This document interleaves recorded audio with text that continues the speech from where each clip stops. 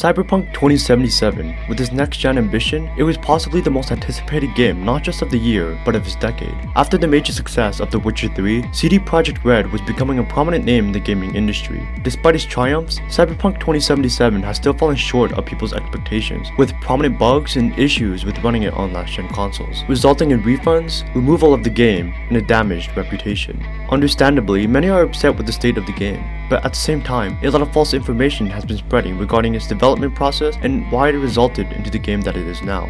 From the game's production, conflict between the game developers and the game's management, and last-gen mistreatment, this is the fall of Cyberpunk 2077. A common misinformation regarding the game is that it was supposedly 7 or 8 years in development.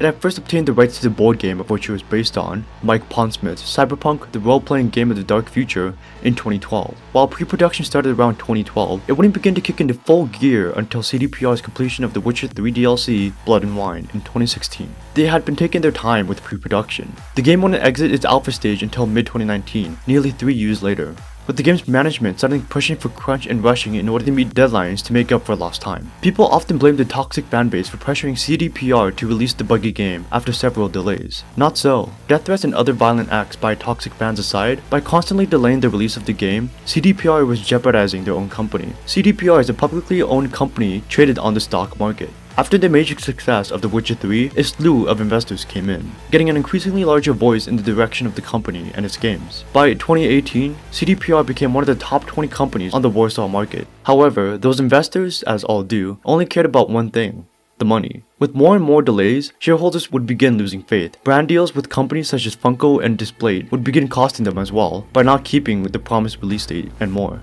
While the primary reason the game was initially delayed by 5 whole months was for technical bug fixing and polishing, the real reason why it was moved by exactly 5 months was to wait past the summer, where the game would not have sold as well. It's important to make the distinction between the game's developers and the game's management. The developers had been consistently vocal about their doubts and concerns with meeting the set deadlines. On one occasion, when the developers asked management what the plan was if they couldn't deliver by the deadline, management responded that they had to. There was no plan B. Communication between developers and management had been faulty as well. Developers wouldn't find out about the game being delayed until on Twitter, twice.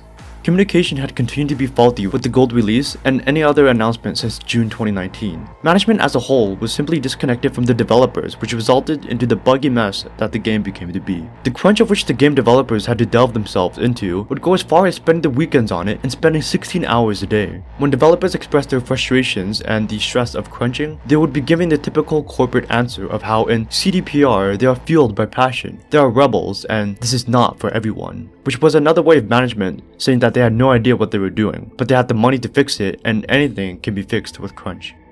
Yet, despite all this, the game developers were the ones to receive death threats and other acts of violence. On top of that, crunch had already been proven to be ineffective and even harmful to the progress of a game. To learn the dangers of crunch and what crunch is in general, check out this video by Noodles, where he actually interviews real game developers. One of the more prominent issues of Cyberpunk is its lack of playability on last-gen consoles, the PS4 and Xbox One, with crashes and graphical disappointment. It has since led to many refunding the game and having the game itself being taken off the download stores entirely. CDPR is possibly facing a lawsuit for falsely advertising the game's performance on last-gen consoles. Along the lines of production, the game evolved towards a next-gen title. Unfortunately, they emphasized a little too much on next-gen, not paying enough attention to the performance of the previous predecessors. The game's release being delayed until November 19th fittingly places it about a week after the release of the next-gen consoles, the PS5 and Xbox Series X. This shows that they have been primarily focused on getting the game available for next-gen, rather than working on the bugs and performance issues of last-gen consoles, which is a questionable decision considering that most of their consumers would be found on those consoles instead.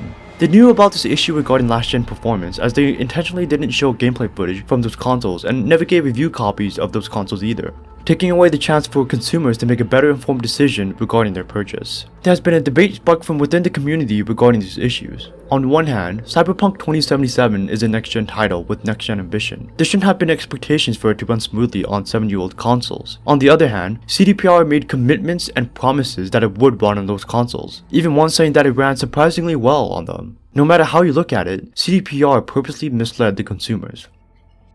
The aftermath of Cyberpunk 2077 has no doubt damaged the reputation of CD Projekt Red, what was once a well-respected game developer. They have apologized time and time again for their actions, from the game's production, conflict between game developers and management, and last-gen mistreatment. They have also since offered refunds and have been working hard on patching the issues. On top of that, there is still the free DLC and upcoming multiplayer mode yet to come in the next few years. While the current state of the game may seem to be bleak and gloom for some, its potential is still yet to be unraveled for the future.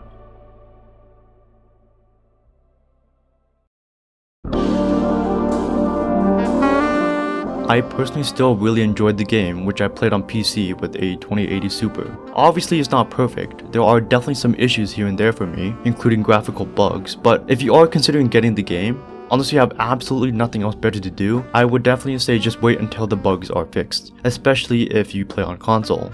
I might make another video on this, about what I enjoyed about the game and what I didn't, but we'll see. As always, thanks for watching and see you next time.